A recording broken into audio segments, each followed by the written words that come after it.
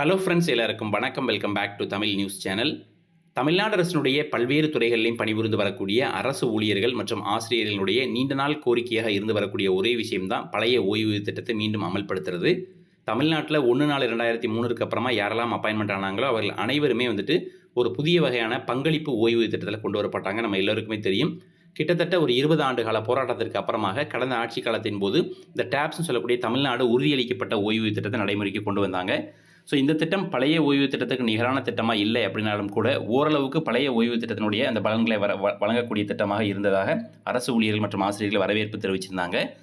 அது மட்டும் இல்லாமல் அந்த திட்டத்திற்கான ஒரு சில விதிமுறைகளும் வெளியிட்டிருந்தாங்க. அதாவது அந்த அரசு ஊழியர் ஓய்வு பெறும்போது கடைசியாக பெற்ற மாத சம்பளத்தில் 50% அவர் பென்ஷனாகவும் ப்ளஸ் அதற்கான டிஏ எப்போதெல்லாம் உயர்த்தப்படுதோ அதுவும் வழங்கப்படும் சொல்லியிருந்தாங்க. அல்லது அந்த ஓய்வூதியர் இறக்கக்கூடிய பட்சத்தில் அவருடைய குடும்பத்தினருக்கு அவர் பெற்ற ஓய்வூதியத்தில் 60% குடும்ப ஓய்வூதியமாக வழங்கப்படும். இந்த மாதிரியான ஒரு சில சலுகைகள் எல்லாமே இந்த டேப்ஸ் திட்டத்தில் அறிவிச்சிருந்தனால ஓரளவுக்கு வரவேற்கக்கூடிய திட்டமாக தான் இருந்தது. சரிங்களா? ஸோ இந்த நிலைமையில் தற்பொழுது ஆட்சி மாற்றம் ஏற்பட்டு புதிய ஆட்சியும் நடைமுறைக்கு வந்திருக்குது. ஸோ இவர்களும் ஆட்சிக்கு வந்த கொஞ்ச நாள்லேயே இந்த டேப்ஸ் திட்டத்தில் இன்டரிம் பே அவுட் வழங்குவது சார்ந்த அரசாணை 111 வெளியிட்டாங்க. அது மட்டும் இல்லாமல் அந்த இன்டரிம் பே அவுட் வழங்குவதற்கான பணிகளும் மிக தீவிரமாக நடைபெற்று வருவது நம்ம எல்லாருக்குமே தெரியும். இந்த நிலைமையில் கடந்த ஆகஸ்ட் மாதம் 5ஆம் தேதி தாக்கல் செய்யப்பட்ட நடப்பு நிதியாண்டிற்கான தமிழக பட்ஜெட்டில் ஓய்வூதியத்திற்காக ஒதுக்கப்பட வேண்டிய 14,000 கோடி ரூபாயை குறைத்து அரசாங்கம் இந்த பட்ஜெட் தாக்கல் செஞ்சுருந்தாங்க. இது தொடர்பாக அடுத்த நாளை தமிழ்நாடு அரசுடைய தலைமைச் செயலக ஊழியர் சங்கத்திலிருந்து ஒரு அதிகாரப்பூர்வமான ஒரு அறிக்கை வெளியிட்டிருந்தாங்க. அதாவது இந்த ஓய்வூதியத்திற்கு வழங்கப்பட்டிருக்கக்கூடிய இந்த 14,000 கோடி ரூபாயை குறைத்ததற்கான காரணம் என்ன அப்படின்ற அதற்கான விளக்கத்தையும் கொடுக்கணும். அது மட்டும் இல்லாமல் மீண்டும் அரசாங்கம் பழைய ஓய்வு திட்டத்தை நடைமுறைப்படுத்துவதற்கான எதுவும் ஐடியா இருக்குதா அப்படின்ற மாதிரியும் கேள்வி எழுப்பியிருந்தாங்க.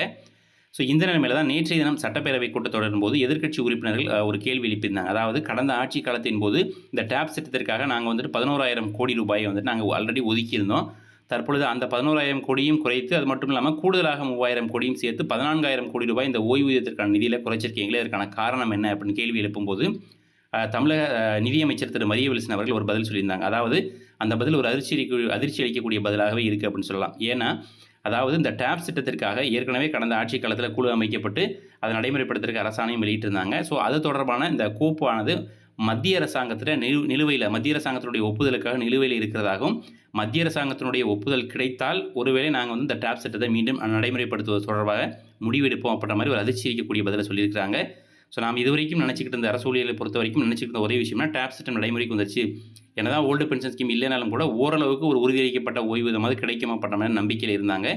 நேற்றைய தினம் நிதியமைச்சர் சொன்ன பதிலை வச்சு பார்க்கும்போது மத்திய அரசாங்கம் ஒருவேளை அனுமதி கொடுத்தால் மட்டும்தான் டேப்ஸ் ஆனது நடைமுறைக்கு வரும். அப்படி இல்லாத பட்சத்தில் மீண்டும் சிபிஎஸ் திட்டம் தான் வருமா அப்படின்ற ஒரு பயமும் ஒரு அதிர்ச்சியும் அரசு ஊழியர் மத்தியில் எழுந்திருக்குன்னே சொல்லலாம். ஸோ இதற்கு மிக விரைவில் அரசாங்கம் ஒரு நல்ல முடிவு எடுத்து அறிவிக்கணும் அப்படின்றதான் அரசு ஊழியர் மற்றும் ஓய்வூதியர்களுடைய கோரிக்கையாக இருக்குது. ஏன்னா நம்ம ஆல்ரெடி சொன்னது போல் 23 ஆண்டுகள போராட்டத்திற்கு அப்புறமா தான் இந்த டேப்ஸே நடைமுறைக்கு வந்தது.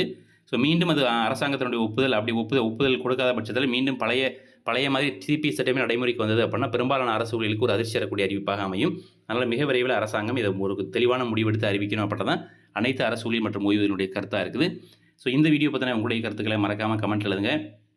வீடியோ பிடிச்சினா லைக் பண்ணி ஃப்ரெண்ட்ஸோட ஷேர் பண்ணுங்கள். டெய்லி இது மாதிரி வரக்கூடிய முக்கியமான அப்டேட்ஸ் மிஸ் பண்ணாமல் தெரிஞ்சுக்க நம்ம சேனலை சப்ஸ்கிரைப் பண்ணிக்கோங்க. மீண்டும் சந்திப்போம். நன்றி, வணக்கம்.